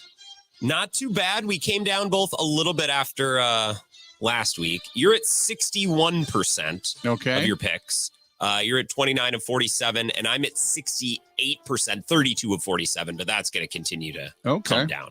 Well, there you have it. At least we're above the grain right now. So bettors are following us. Bettors are making money overall. So you're making a lot of money so far. So you're 65, 70%. We start with Thursday Night Football. Yeah. Not the best matchup. Terrible. I've also seen worse. It's not the New York Giants, so I'll take it. The Chicago Bears at the Frisky Washington Commanders. Washington is a 6-point favorite. Who do you like? I am taking Washington, even though they're given the points. I'm going to take Washington to win and beat the spread. The Bears are terrible. And I just keep watching this Commanders team fight. And Ron Rivera has them trending in the right direction. And not to mention, I hope they end up being better than the New York Giants. And it would be spectacular if the Commanders got a win and they were 3-2, and then Dallas would lose to San Francisco, and Dallas would then also be 3-2. I would be loving life because I would love to see, as much as I like Mike McCarthy, I'd love to see the Cowboys with all that magnanimous talent go right down the crapper, led by their quarterback, Dak Prescott, and the Commanders sneak in at 3-2, get into the wild card and get into that chase and end up beating the Cowboys down the stretch. Because I don't think anybody's going to beat Philadelphia, but I think the Cowboys can be challenged a little bit by Washington. So I'm anxious. I'm picking Washington, and even though Washington's given the points. When you pick Washington, I listen, because last week, Bill, you had Washington +8, and they took Philly to overtime. So that was one of the bets that you hit that I did not last week. I'll stick with you and pick the Commanders. We now go to Sunday, 8:30 a.m., bright and early. So set your alarm. They're in London. Jacksonville versus Buffalo. Buffalo, a big win over Miami last weekend. They're 5-point favorites. Who do you like? I'm going to go with Jacksonville. And the only reason I want to do it is because Jacksonville has been to London more times because they seem to be the team that's always going to London for whatever reason. Buffalo, I think, just had Josh Allen had an incredible game. And what goes up must come down. And Josh Allen's done that throughout his career. So they're given 5. I'll take the Jaguars and the points. I don't know if the Jaguars will win the game, but I think it's going to be a close game. Over in London. You're from London. I'm taking the Jacksonville Jaguars in this thing. Damn it. I didn't expect that. You knew what that, and you know what that one's out of. That's the one that's out of, what is it?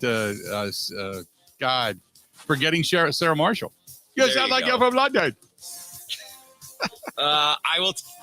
I'll take Jacksonville as well. Maybe not to win, but to cover the 5 because as you said, they're used to being over there. And it's just hard to stay as locked in after a win, especially when like Buffalo just had. They hung almost 50 on the Dolphins. They're feeling themselves. I think Buffalo still might win, but I like Jacksonville to cover the 5. Noon games. Houston, who's been great, at Atlanta. Desmond Ridder all of a sudden looks awful. Amazing what happens when you're not playing against Joe Barry's defense. Atlanta, however, at home is a 2-point favorite. Who do you like?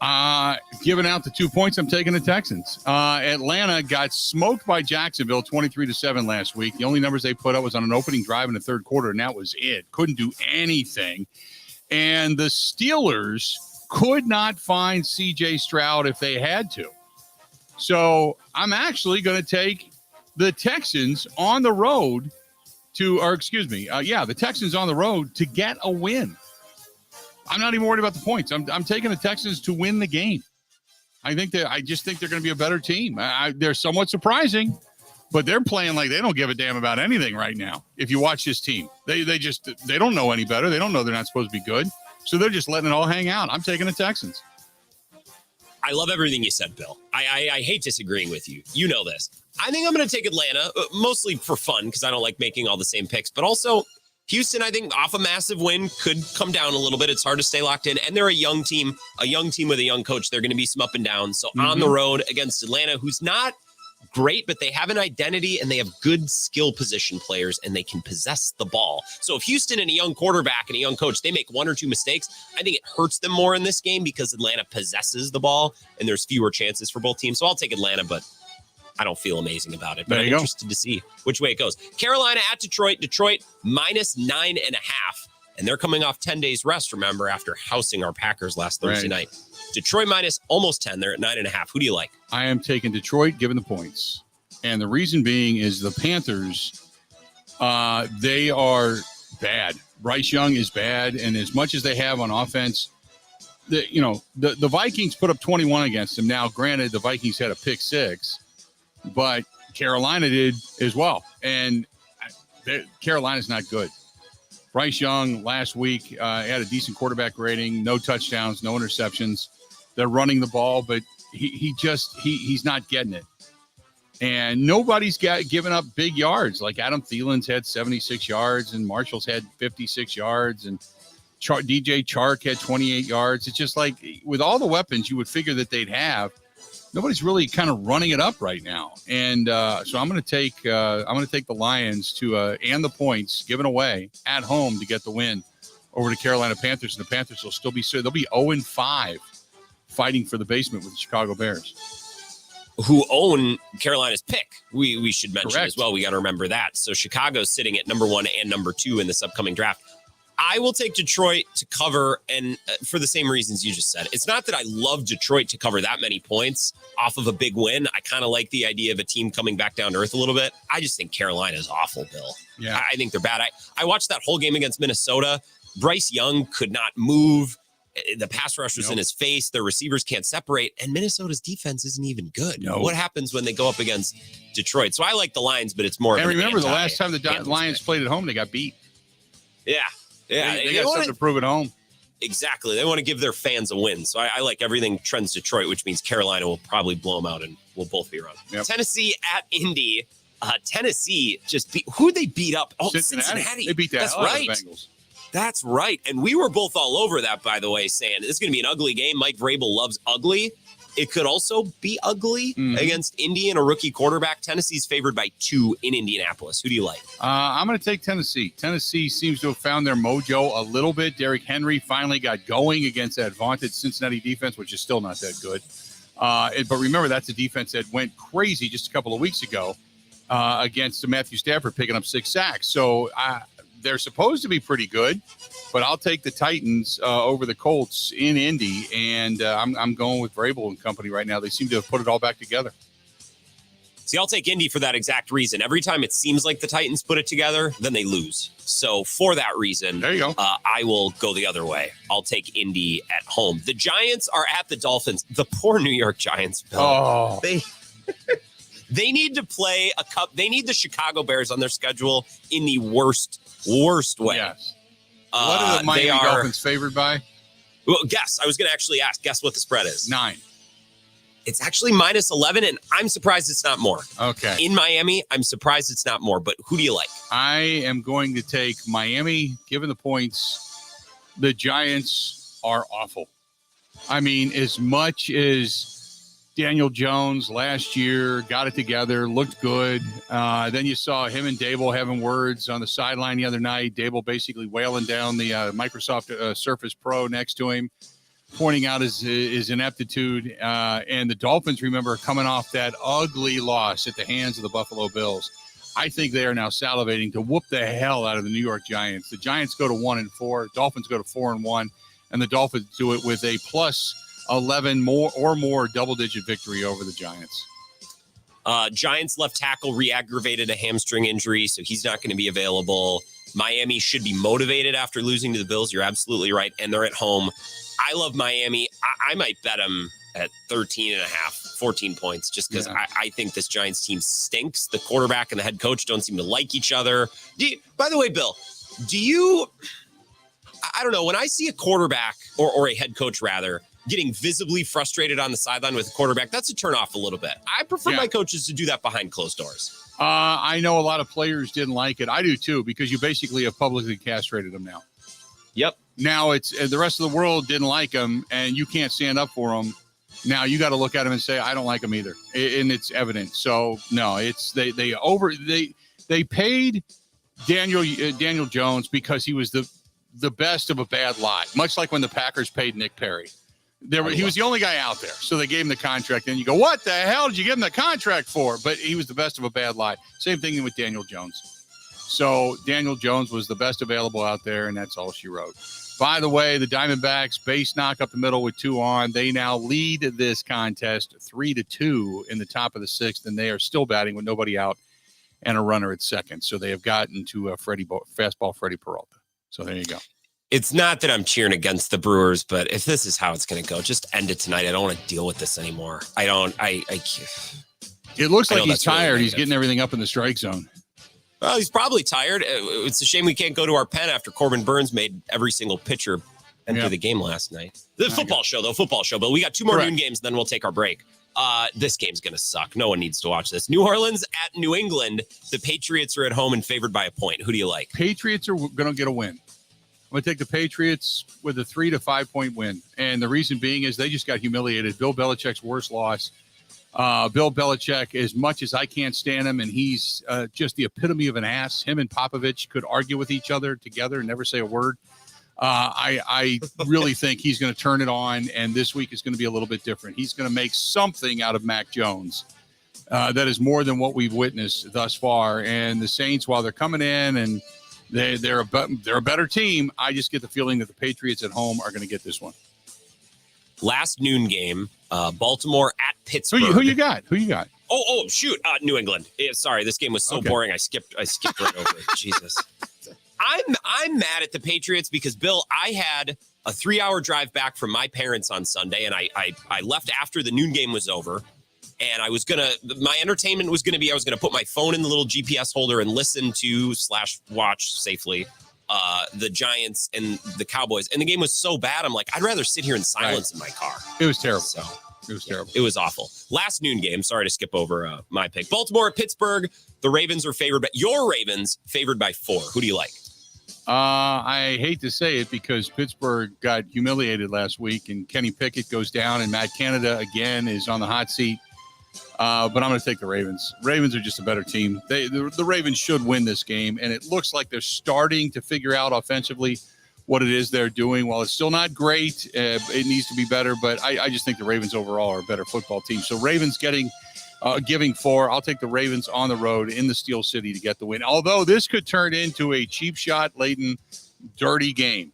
And if that's the case, I think the Steelers could actually win this thing.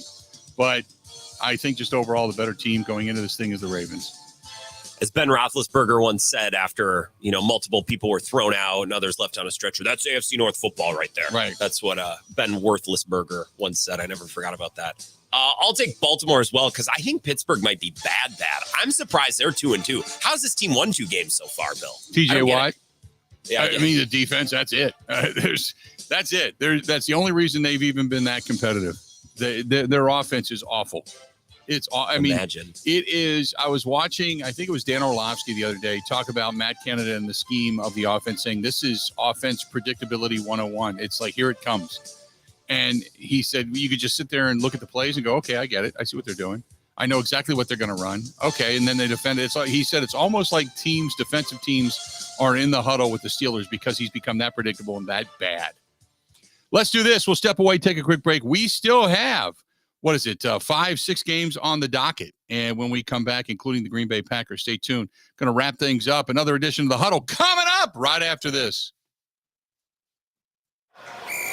This is the Huddle with Bill Michaels on the Wisconsin Sports Zone Network.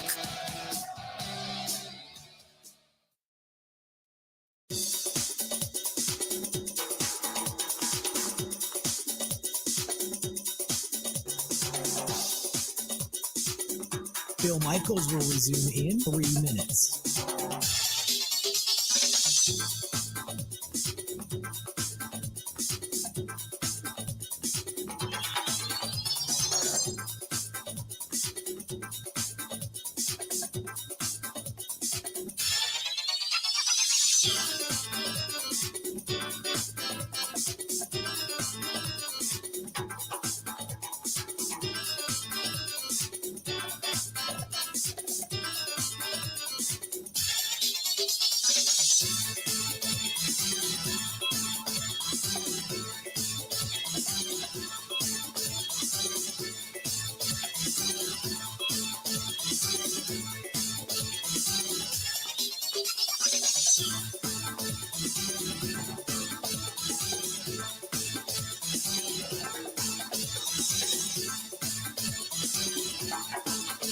Bill Michaels will resume in 2 minutes.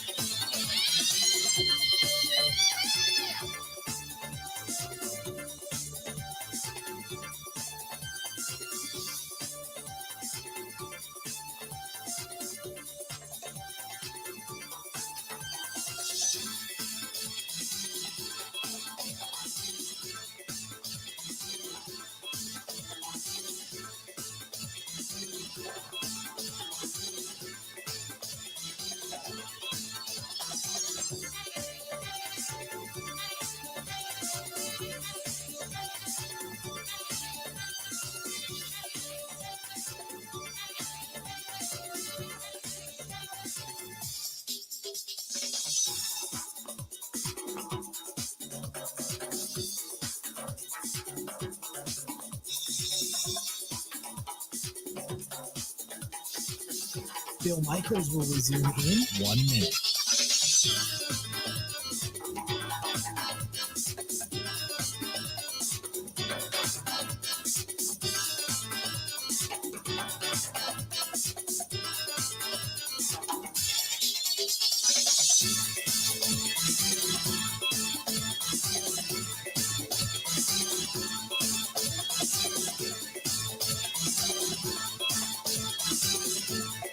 Bill Michaels will resume in 30 seconds.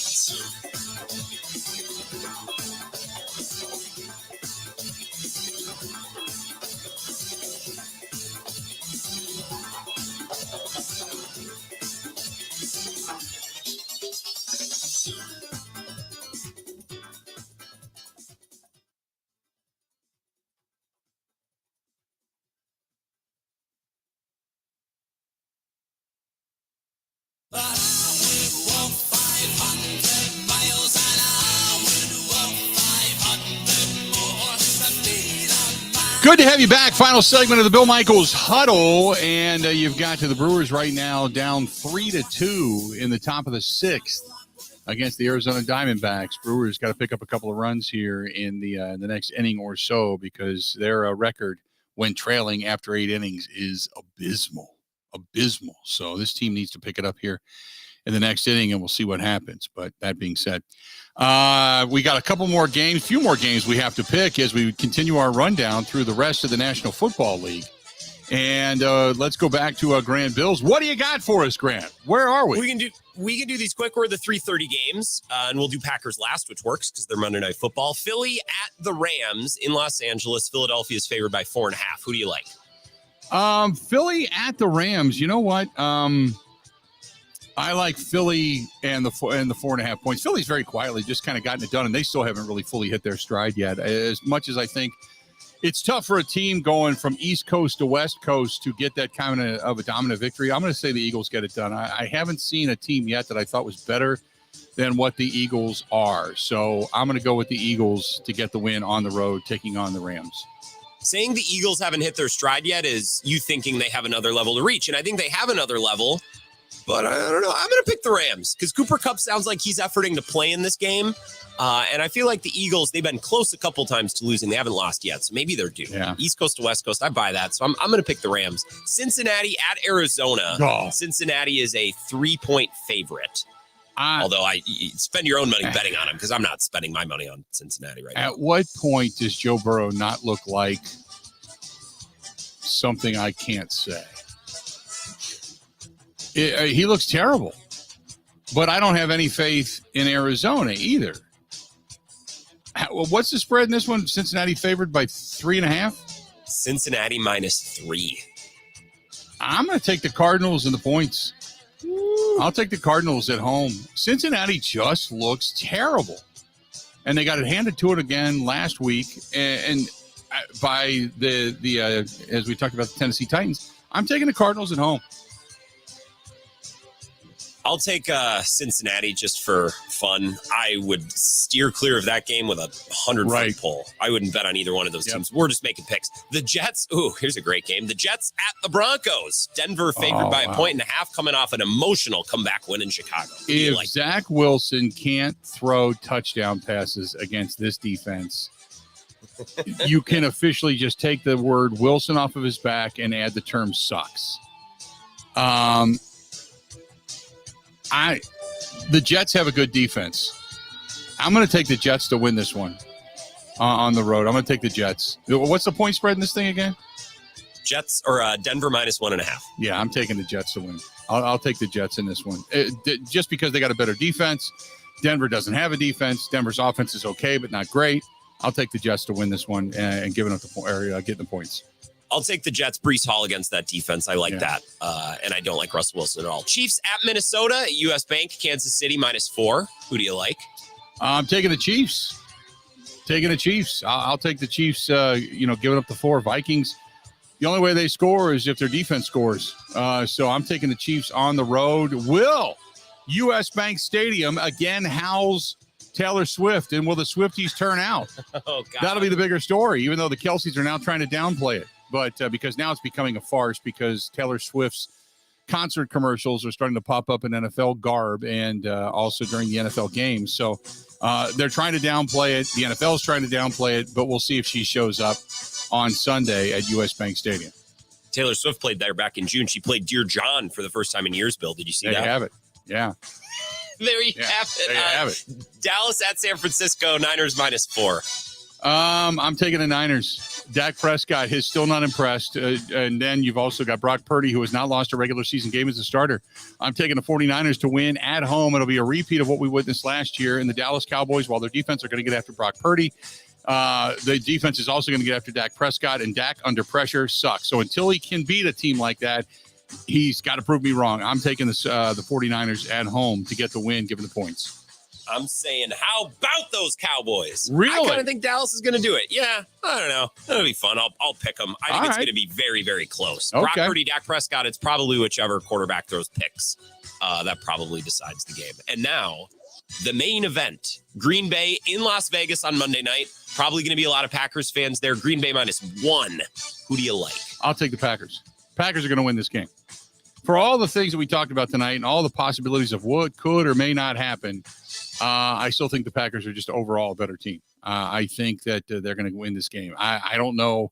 And if I'm going to have to pick a score, I thought about this too, and I thought, would it really be a score in which the Packers say score 27, 30? No, it's going to be something to the tune of maybe 21 or 24, maybe even 17 to 14, 2017. It's not going to be a big win, but they're going to get a win on the road at the giant iRobot.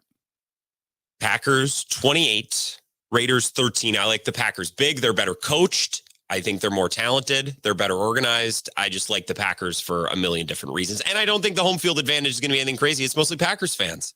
I think it's going to be a lot of Packers fans. I think there's going to be a lot of Packers fans. Oh, God. Uribe just threw a wild pitch. Arizona got a run. They're now at second and third, only one out. They're in the sixth inning. Uribe's on the top of the hill, pissed off. And the Brewers are now down by 2, 4-2. Arizona leads this one, and it's just getting bad. He looks like Corbin Burns throwing a little temper tantrum out there. I like that. Damn. All right, we'll talk about everything coming up tomorrow on the program. Good stuff tonight. Thanks to Mike Clemens. Thanks to Bill Huber for joining us as well. Thanks to all of you for paying attention to us. We certainly appreciate it. Time for us to go until we talk again tomorrow morning.